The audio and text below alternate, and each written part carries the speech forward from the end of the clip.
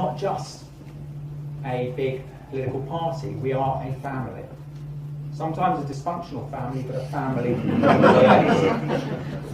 And that is what makes us so successful. And I've always argued that the most successful political movements are families, are people who at the end of the day look out for one another, especially, as I said, in the dark times.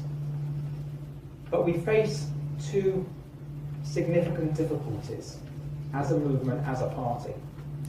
The first, and it was said to me at lunchtime by someone here today, the first is the way our opponents characterise us. And the second is renewing ourselves, as Ian started to explain, renewing ourselves as a mass movement fit for the next 50 years and beyond. The characterisation by our opponents has done us immense damage. No one ever cares, and no one in Harlow, in my constituency, over the last 4 elections that I've been a candidate, since I was selected in 1999, has ever said to me about the school that people come from. No one really cares. In fact, I suspect that many of my local residents would love to send their kids to a posh school if they could. But what they do care about is if we are seen as on their side. And for too long, Labour have had the mantle of the monopoly of compassion. But of course, it's very easy to be compassionate when all you talk about is spending hard-earned taxpayers' money.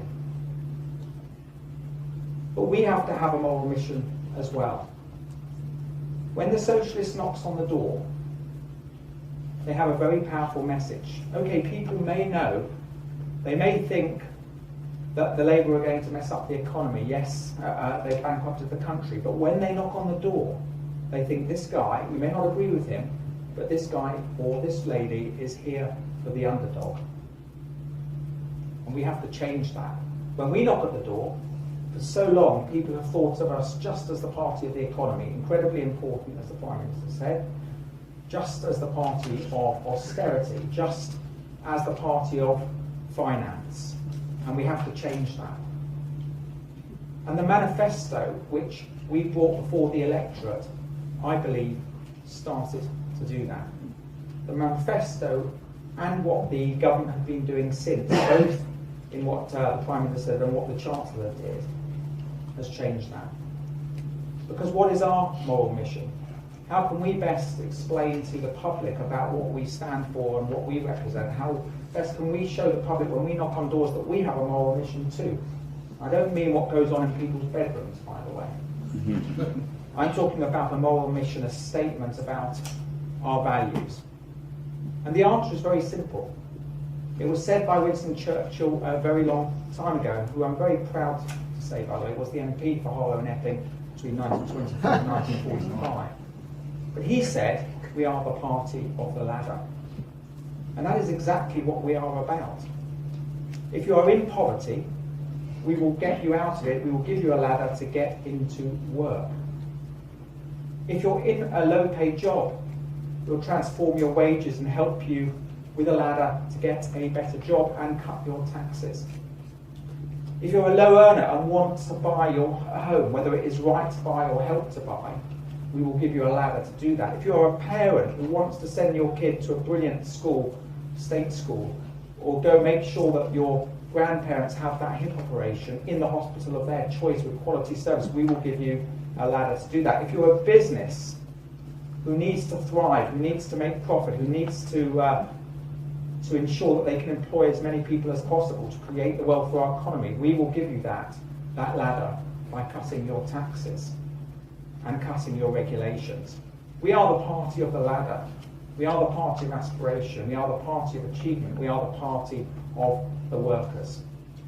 We are the party of working people. Millions of jobs, millions of apprenticeships, the living wage, as I said by the Prime Minister, lower taxes for lower earners. Who would have ever thought that one of the first acts of a Conservative government would be to pass legislation to say that no one who gets the minimum wage, who works 30 hours a week, should have to pay any income tax at all? That is a Conservative government. Who would have thought that it would be a Conservative government that would pass legislation or announce in a Queen's speech in the first few weeks of a government to say that every parent, every working parent should be able to get up to 30 hours of free childcare. Who would have thought that a Conservative government would introduce a living wage to ensure that people get a fair day's work for a fair day's pay?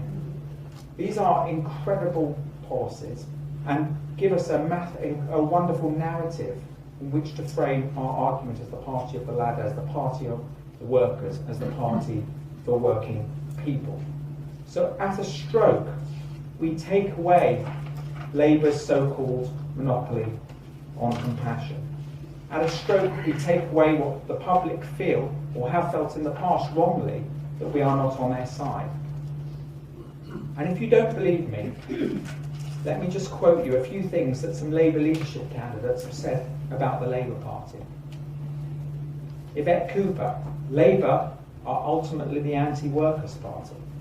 Mary Cree: Labour cannot be the party of working people and then disapprove when some working people do very well for themselves. The best one of all, Liz Kendall, my favourite Blairite. This isn't the worst it can get. There's no God-given right for the Labour Party to exist. I couldn't have put it better.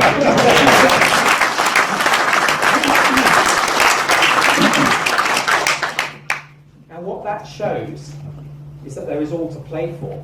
As the Prime Minister said, one of the themes is creating the intellectual climate again to be on our side, not on the side of the left.